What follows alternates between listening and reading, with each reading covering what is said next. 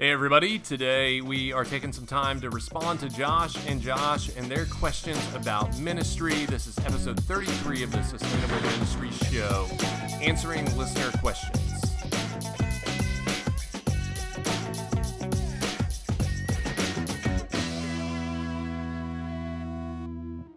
Well, hey everybody, we are back again with the Sustainable Ministry Show. Today we're hanging out again with Stephen Ingram, our good friend, and Melissa Rao, also our other good friend.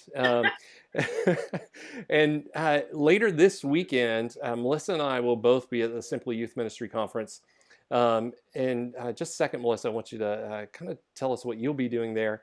But I will be at the Ministry Architects booth and would love to see you, love to talk with you. We're going to be doing some coaching at no cost to anybody who's at the conference. So if there's a question you're wrestling with in your ministry right now, please stop by. So Melissa, you're going to be there as well. What are you going to be doing at Simply? I am. I'm actually going to be partnering up with our colleague Stephanie Caro.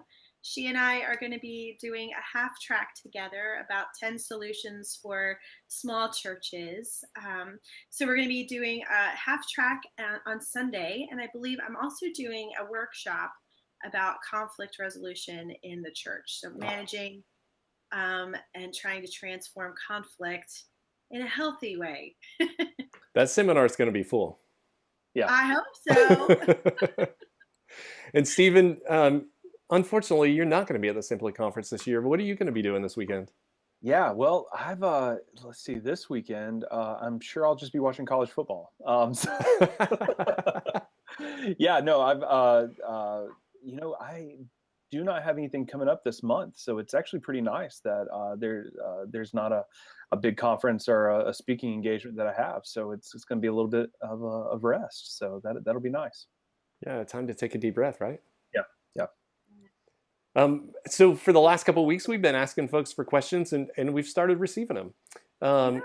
Melissa, what's our question we want to wrestle with today? Well, great you ask. We had a question from Josh from Kansas City, and he said, what if we don't want to grow? Like, what if we're already hitting the numbers we wanted to hit? Then shouldn't we just keep doing exactly the same thing? So if you recall, this was in response to the episode that we did about vision and change. We use that C word. And so Josh's question, I would imagine, is, well, what if we're already hitting the numbers we want to hit? Shouldn't we just do the same thing? Because we had said that change begets change. Honestly, Josh, I kind of feel like even then we need to keep ourselves on our toes and maybe be evaluating and maybe tweaking and changing a little bit. Because despite the fact that you've hit your goal, thanks to the word entropy, which is a law of thermodynamics, we are, I think, destined to fall into disorder unless we're being strategic and intentional on maintaining the stuff that we've put into place. And so I'd say, even if we're hitting our numbers, change is necessary. What do you guys think? Yeah, I'd add to that. The first thing I'd add is I think that's a neat question. Because so many people in ministry, I think there's an entrepreneurial spirit that a lot of people have in ministry, and for so many people, it's this constant idea of bigger, bigger, bigger, bigger, and that a lot of times can direct your actions and where you go and how you go there. So I think it's kind of a neat question to have. The second thing, when I hear a question like that, it makes me ask about three more questions. What are you afraid of? So is there a fear that's underlying that? Is there a fear that you'll get too big, that you'll lose intimacy, that you'll lose kind of that core dynamic? Another question that I think I would ask of that is, what's the expectation not only of the leadership but of the church? And the third one is, what are you doing so right that you're hitting your numbers so well? Because there's obviously there's a goodness there that people are attracted to, and you obviously don't want to exploit the goodness, but at the same time, you want to make it available to people. And so I would ask a few more questions to that. But the biggest one is what is it that you're afraid that you might lose? Because I think that when I've heard that question asked before, that sort of undergirds some of it. And most of the time, the answer is intimacy and identity. Hmm. Yeah, the other thing I would say, a couple things, Josh. One, if you are at your numbers, um, then ultimately I would say, hey, that's great, wonderful. We're so excited for you. But but are you at your numbers because you're working smart Hmm. and working diligently and have equipped your ministry for capacity? If the answer to that is yes, then you're at your numbers. Wonderful. If the answer to that is no, and you feel like you're at your numbers because you're doing everything and you can't manage anymore, um, then I might push back and say, okay, let's look at your volunteer systems, and are those clicking and in place where maybe you're replicating the things that you are doing so well with other people.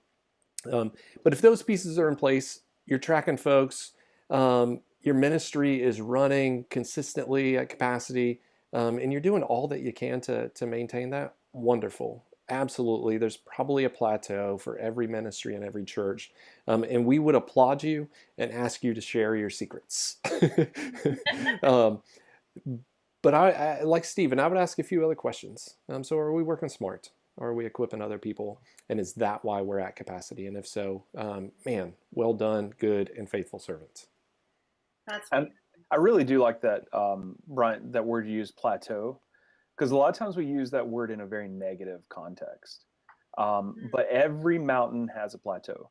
Every mountain has a place, and the plateau could be the peak, right? And there's a little bit of different. Those are kind of different terms, but there's always, and on every mountain there's a place where you get to where you have a pretty great view, and you worked really hard to get to that place.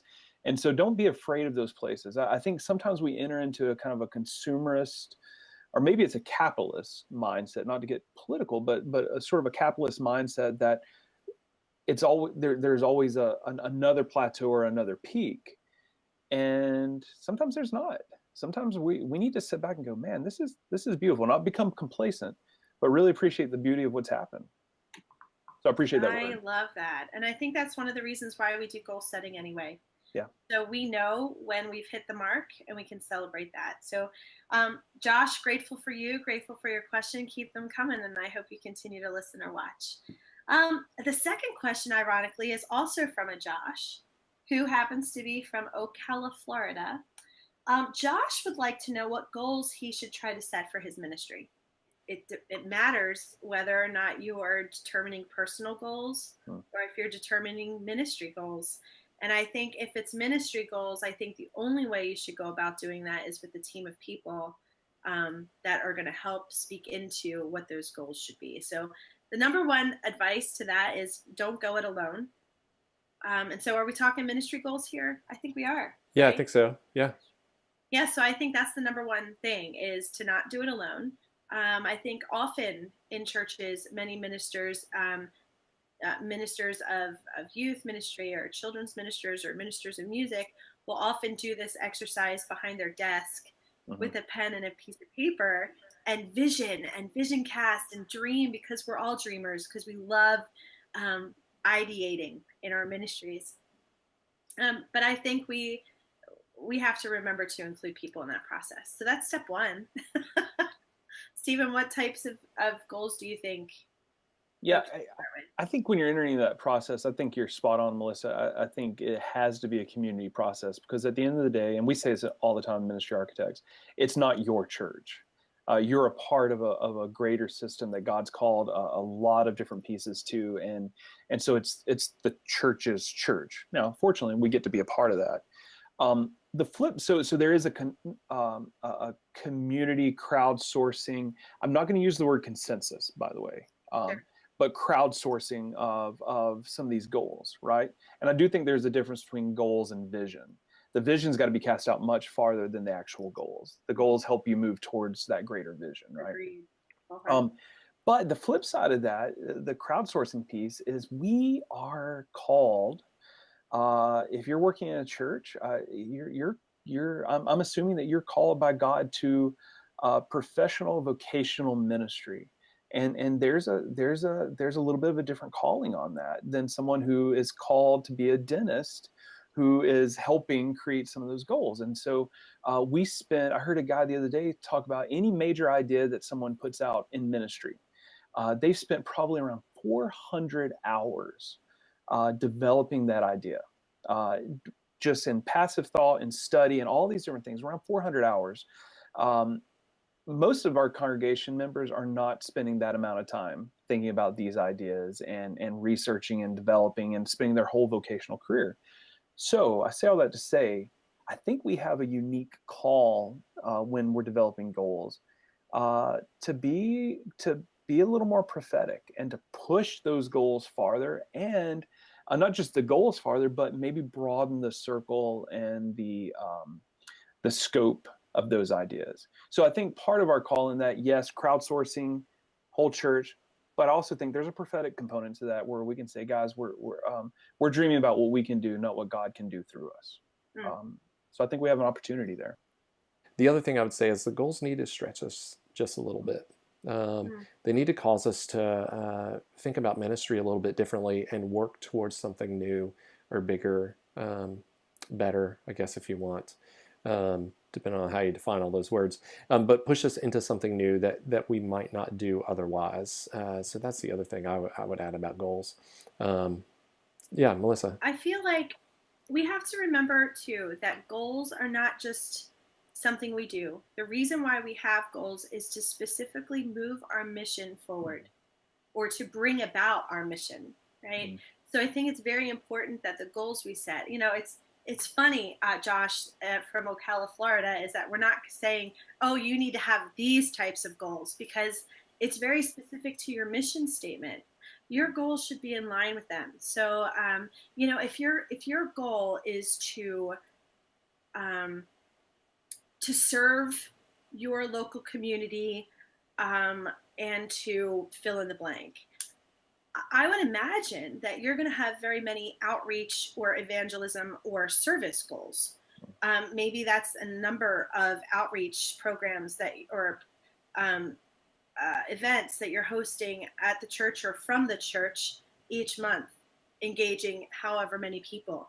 Or you have provided certain amount of uh, programs or solutions for marginalized folks. We've raised 350 parkas for a clothing ministry for the downtown whatever. So again, I think it matters. The goals that you have need to be in line with your mission. Mhm.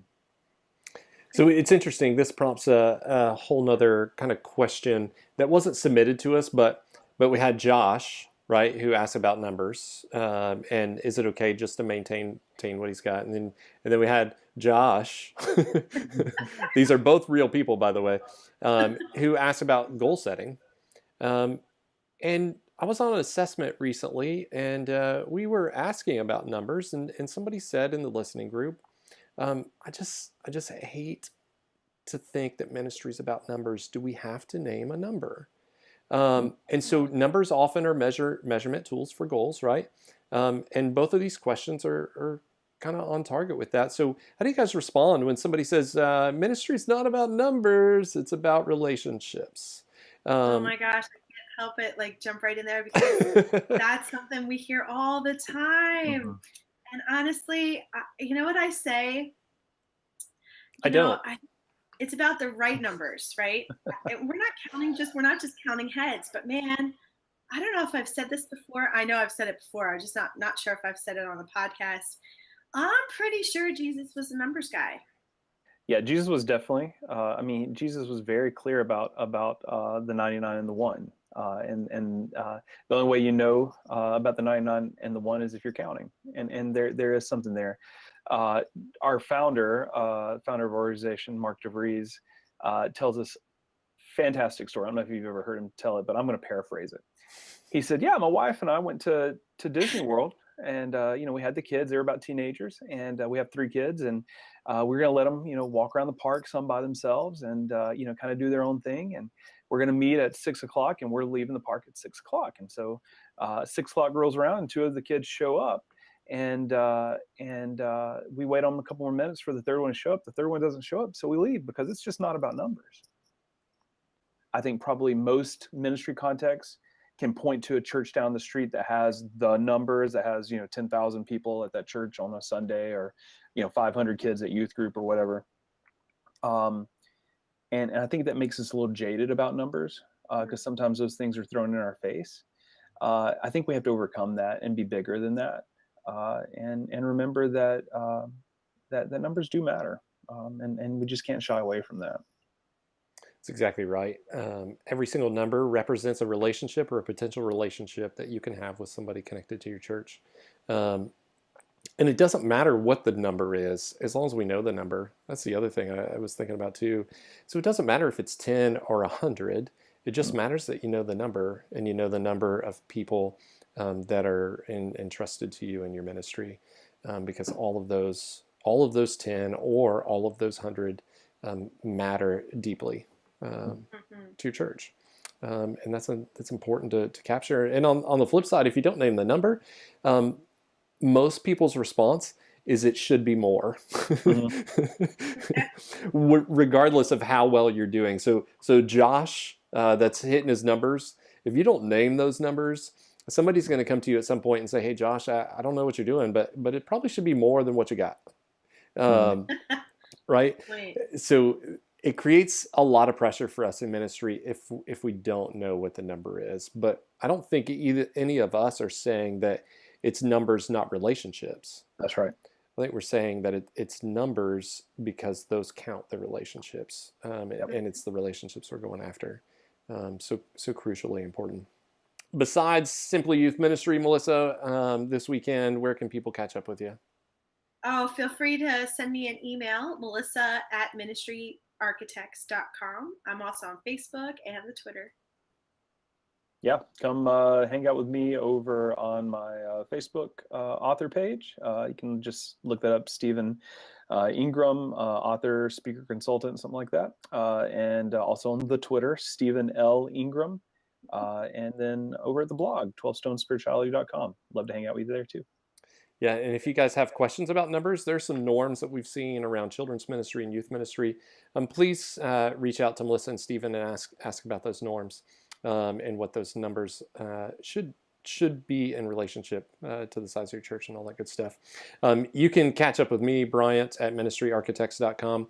I don't know if I've shared this. I haven't shared it on the podcast. I don't know if I've shared it with you guys, but I also have launched this little blog podcast thing called The Postlude. So go check that out too. I'd invite you to go to thepostludepodcast.com and see what I'm up to there.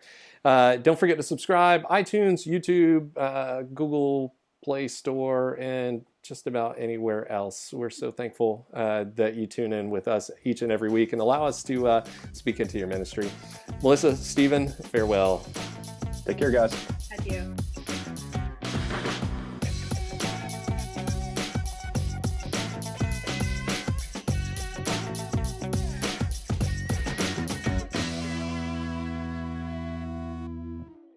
Ha ha ha!